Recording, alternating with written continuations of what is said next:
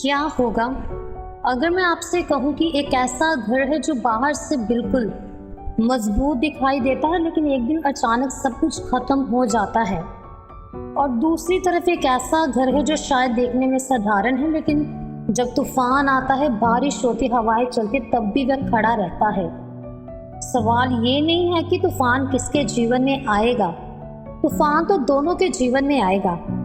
असली सवाल है, आपका जीवन किस नींव पर बना है। प्रभु यीशु मसीह ने लगभग 2000 साल पहले एक छोटी सी कहानी के द्वारा हमें यही बहुत बड़ी सच्चाई सिखाई थी। और शायद आज ये शिक्षा आपके लिए है, क्योंकि हो सकता है आपका जीवन अभी बाहर से बिल्कुल ठीक दिखाई दे, लेकिन परमेश्वर आपसे आज पूछ रहा हो, तुमने अपने जीवन की नींव कहाँ रखी है। आज हम मत्ती रचित सुसमाचार अध्याय 7 पद 24 से लेकर 27 तक प्रभु यीशु मसीह की इस शिक्षा को समझेंगे और अंत तक बने रहेगा, क्योंकि अंत में हम यह भी समझेंगे कि जब जीवन में अचानक तूफान आता है, तब प्रभु यीशु मसीह की शिक्षा को प्रैक्टिकली कैसे लागू किया जाए। तो हम परमेश्वर के वचन से निकालेंगे मत्ती की किताब 7 अध्याय उसका 24 से लेकर 27 आयत तक पढ़ेंगे। जहाँ पर प्रभु यीशु मसीह कहते हैं, जो कोई मेरी ये बातें सुनता और उन पर चलता है, वह उस बुद्धिमान मनुष्य के समान ठहरेगा जिसने अपना घर चट्टान पर बनाया। फिर बारिश आई, बाढ़ आई, आंधियां चली और उस घर से टकराई, लेकिन वह घर नहीं गिरा। क्यों? क्योंकि उसकी नींव चट्टान पर थी। फिर यीशु उसके विपरीत एक दूसरे मनुष्य की बात करते हैं जो उनकी बातें सुनता है लेकिन उन पर चलता नहीं। वह उस मूर्ख मनुष्य के समान है जिसने अपना घर भालू पर बनाया। बारिश भी आई, बाढ़ भी आई, आंधियां भी चली और वह घर गिर भी गया।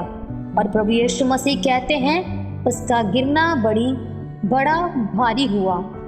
तो पहली शिक्षा, केवल प्रभु यीशु मसीह की बातें सुनना काफी नहीं। यहाँ प्रभु यीशु मसीह ने एक बहुत इंपॉर्टेंट बात कही।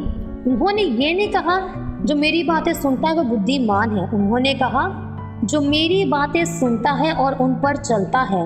तो यानी समस्या सुनने में नहीं है, समस्या है सुनकर भी जीवन में लागू ना करना। आज हमारे पास बाइबल है, हम सरमन सुनते हैं, यूट्यूब पर क्रिश्चियन वीडियोस देखते हैं, बाइबल वर्सेस भी पढ़ते हैं, प्रेयर करते हैं, लेकिन प्रभु यीशु मसीह आज हमसे आपसे पूछते हैं, जो तुम सुन रहे हो क्या तुम उसे जी भी रहे हो। क्योंकि परमेश्वर का वचन केवल सुनने के लिए नहीं है, वह हमारे जीवन को बदलने के लिए है।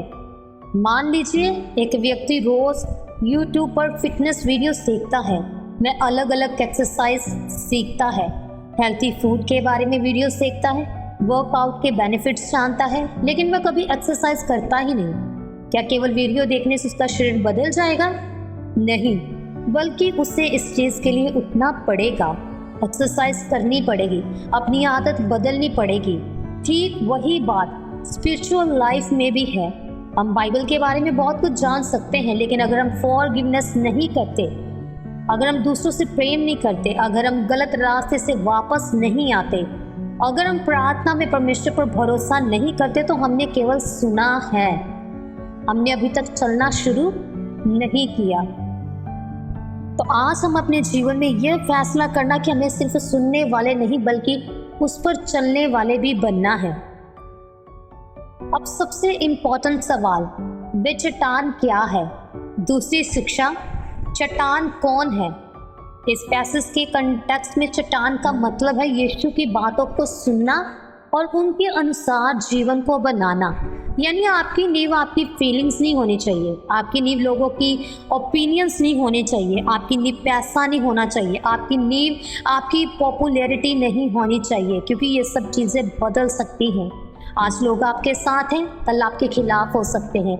आज पैसा है लेकिन कल कम हो सकता है। आज सब कुछ अच्छा है लेकिन कल परिस्थितियां बदल सकती हैं। लेकिन परमेश्वर का वचन स्थिर है। यदि आप वचन को सुनते हैं, पढ़ते हैं, तो वचन के अनुसार हमें एक के लिए चलना भी जरूरी है। तो इसलिए प्रभु यीशु मसीह हमें अपनी नींव मजबूत करने के लिए बुलाते हैं। अब पैसेज का एक बहुत डीप हिस्सा देखिए। तूफान केवल उस व्यक्ति के जीवन में नहीं आया जिसने घर भालू पर बनाया था। ये तीसरी शिक्षा, तूफान दोनों के जीवन में आता है। तूफान दोनों के घरों में आया, बारिश दोनों पर आई, हवाएं दोनों पर चली, बाढ़ दोनों के सामने आई। इसका मतलब क्या है? क्रिश्चियन होने का मतलब यह नहीं कि आपके जीवन में कभी परेशानी नहीं आएगी। जीसस को फॉलो करने का मतलब यह नहीं कि बीमारी, फाइनेंशियल प्रॉब्लम, रिजेक्शन, लोनलीनेस और डिसअपॉइंटमेंट कभी नहीं आएगा। तूफान आएगा, लेकिन फर्क ये होगा, तूफान आपके घर की नींव को दिखाएगा। शांत मौसम में हर घर मजबूत दिखाई देता है, लेकिन असली मजबूती तूफान में दिखाई देती है। जब हम प्रार्थना करते हैं तो प्रार्थना का आंसर क्या हमें मिलता है या नहीं मिलता?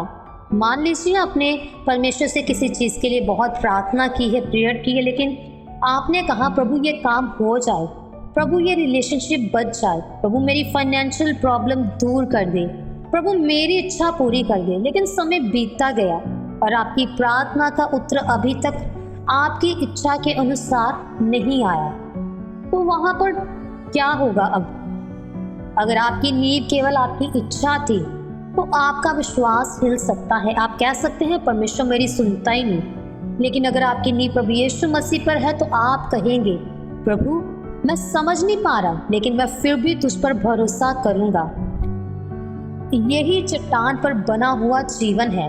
फेथ का मतलब ये नहीं कि हमें हर आंसर पहले से पता हो। फेथ का मतलब है आंसर ना समझ आने पर भी परमेश्वर पर भरोसा करना। चौथी शिक्षा, नींव दिखाई नहीं देती।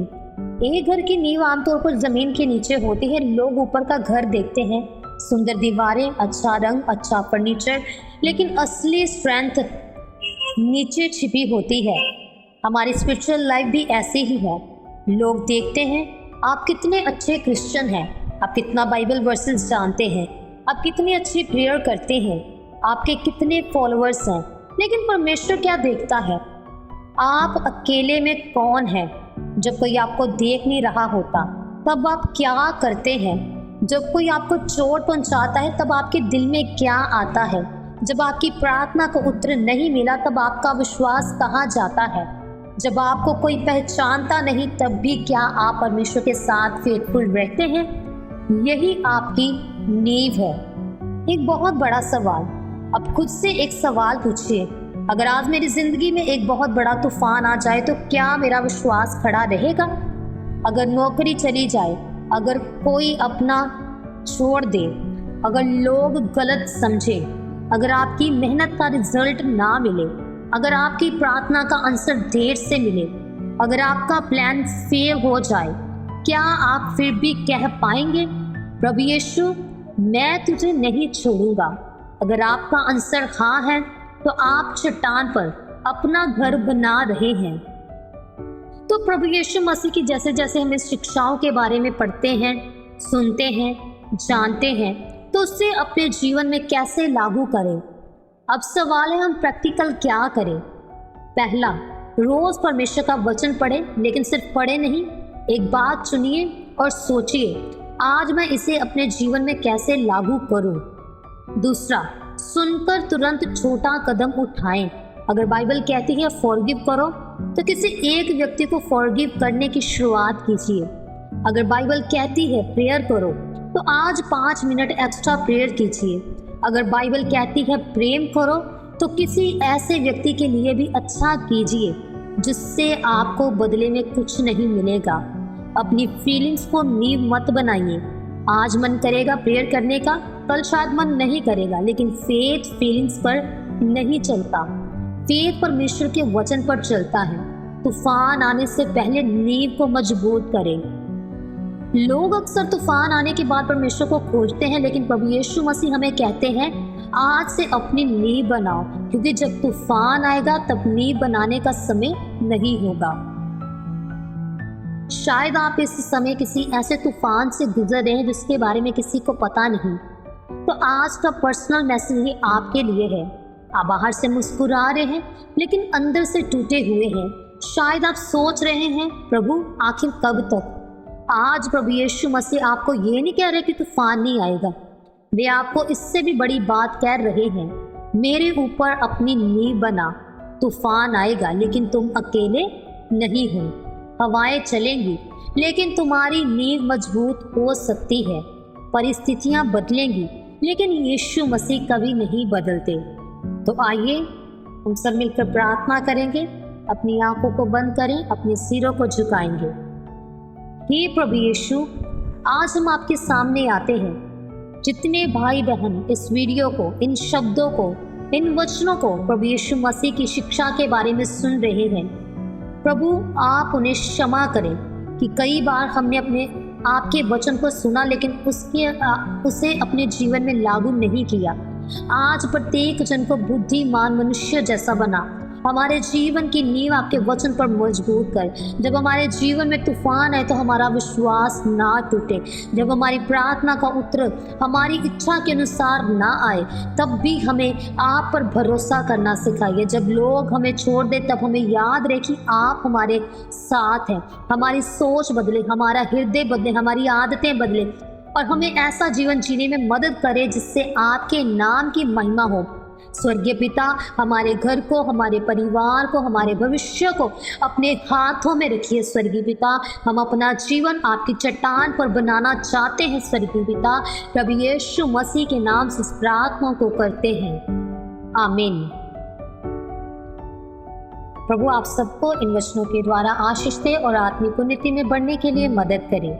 लेकिन एक सवाल अभी बाकी है, अगर प्रभु यीशु मसीह हमारी चट्टान है तो फिर जब हम डरते हैं, चिंता करते हैं और बार बार परेशान होते हैं तो हमें क्या करना चाहिए? क्या प्रभु यीशु मसीह ने चिंता और डर के बारे में भी कोई सीधी शिक्षा दी है? हाँ, और अगली वीडियो में हम प्रभु यीशु मसीह की उसी शिक्षा को समझेंगे जहाँ प्रभु यीशु मसीह हमें बताते हैं कि चिंता करते करते अपनी जिंदगी क्यों नहीं बदल सकते और फिर हमें क्या करना चाहिए।